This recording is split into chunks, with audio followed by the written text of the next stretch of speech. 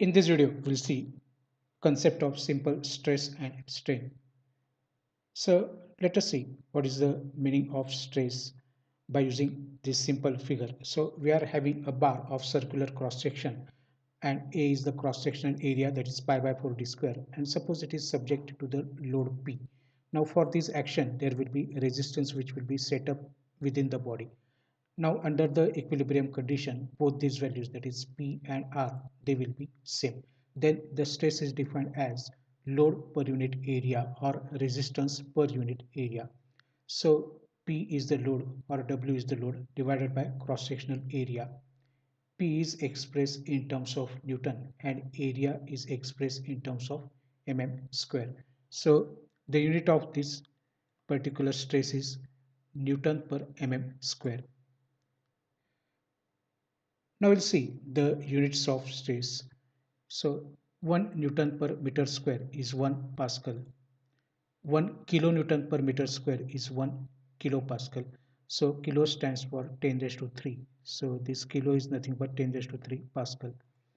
1 meganewton per meter square is 1 MPa. So Newton per meter square is Pascal. So it is 1 MPa.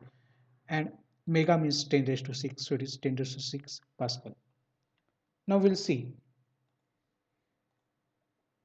how to convert this MPa into Newton per mm square, or what is the relation between MPa and Newton per meter square. So we have seen just now that megapascal means 10 raised to 6 Newton per meter square, that is nothing but Pascal. So mega means 10 raised to 6 and Pascal means Newton per meter square. But meter square is nothing but 10 raised to 6 mm square. So this 10 raised to 6 and this 10 raised to 6, they will get cancelled out.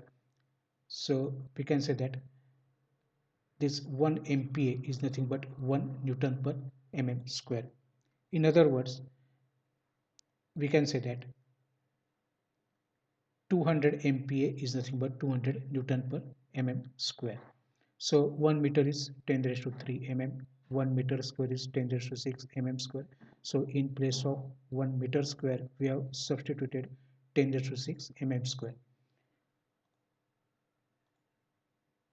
Now let us see the concept of strain, that is E or epsilon. By default it is always the linear strain. So linear means along the length. So suppose we again are having the same figure and it is subjected to the load P. The cross section is subjected to load P or load W. If the original length is L, then there will be a deformation by a very small length of delta L. So strain is defined as change in length divided by original length or per unit length. Now delta L, that is change in length, is expressed in terms of mm, and original length it is also in terms of mm. So will get cancelled. So we can say that the any type of the strain will not have any unit. So whether it is linear strain or any other type of the strain, it will not have any unit. Now Hooke's law, it states that within elastic limit, stress is directly proportional to strain. So stress, as we have seen, it is denoted by sigma, and linear strain is denoted by small e. So sigma is equal to capital E into E. So this E is constant of proportionality and it is known as modulus of elasticity or Young's modulus. So transferring this E, which is there in the multiplication on this side, it will be in the division. So we can say that capital E will be equal to sigma upon E. Now, as the strain, it is not having any unit. Whatever the unit is there for the stress, the same will be the unit for modulus of elasticity or Young's modulus, that is Newton per mm square. Now, as we have seen, E is equal to sigma upon E. Now we'll substitute the values over here. So in place of sigma, we have substituted P upon A, and in place of E, it is delta L upon L. So this A will come in the denominator and this L will go in the numerator. So it is PL upon A into delta L. Cross multiply by this A delta L over here.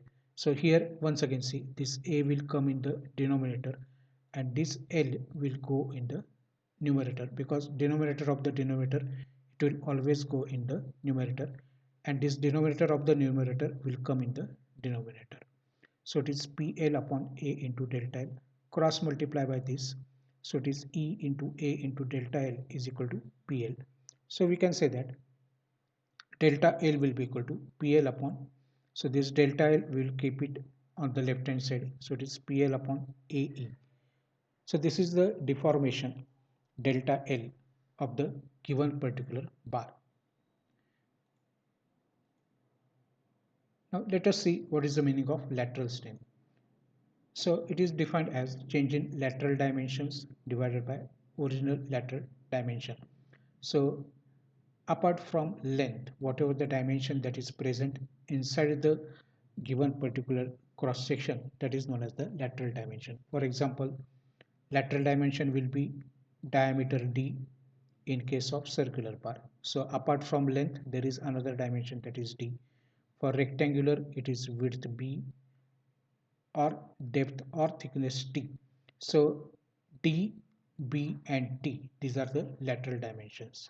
So apart from length L, whatever the dimensions which are present, those are known as the lateral dimension. So in case of circular bar, it will be change in diameter divided by original diameter. Again, it will not have any unit because mm will get cancelled out. For rectangular bar, there will be two ways of expressing this lateral strain, that is change in width divided by original width, or change in thickness divided by original thickness, or change in depth divided by original depth. Depth and thickness both are same. So this is the circular bar and this is the rectangular bar. So as you can see, cross-sectional area is pi by 4d square. Now length is the linear dimension, but diameter will be the lateral dimension. So it is delta d upon d.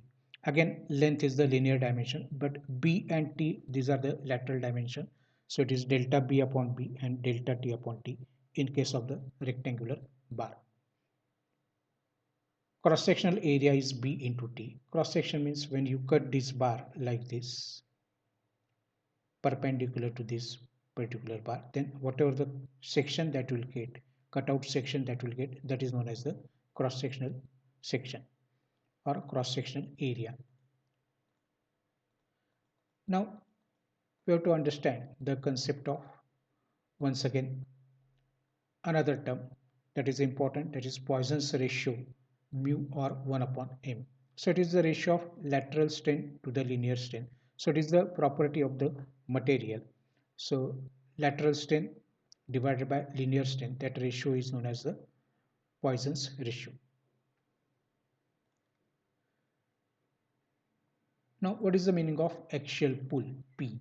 So when the bar is subjected to the tensile force or pull type of the force, then this is known as the axial force P.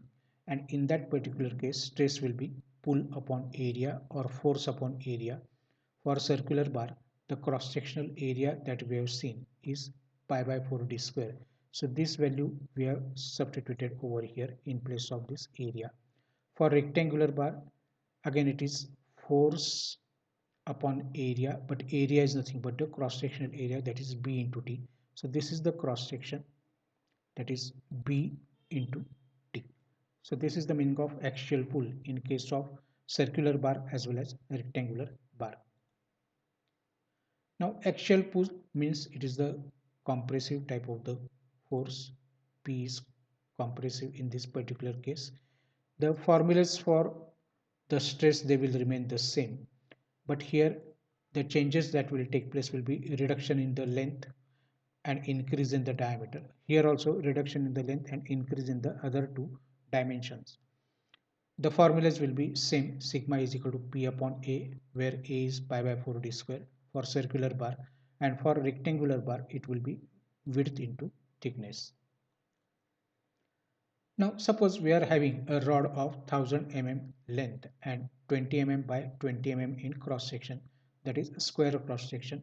B is 20 mm and T is 20 mm, and it is subjected to the pull of 10 kilonewton force. If modulus of elasticity is 2 into 10 raised to 5 Newton per mm square, then what will be the elongation of the rod? So length is 1000 mm, width is 20 mm, thickness is also 20 mm. So area will be 20 into 20, that is 400 mm square. Force is 10 kilonewton, that is 10 into 10 raised to 3 Newton. Modulus of elasticity is 2 into 10 raised to 5 Newton per mm square. Just now we have derived that. We have to find out delta L. So we have derived that delta L is equal to PL upon A according to the Hooke's law. So P is 10 into 10 raised to 3. Length is 1000 mm. Cross sectional area 20 into 20, that is 400, and modulus of elasticity is 2 into 10 raised to 5. So delta L will be 0.125 mm.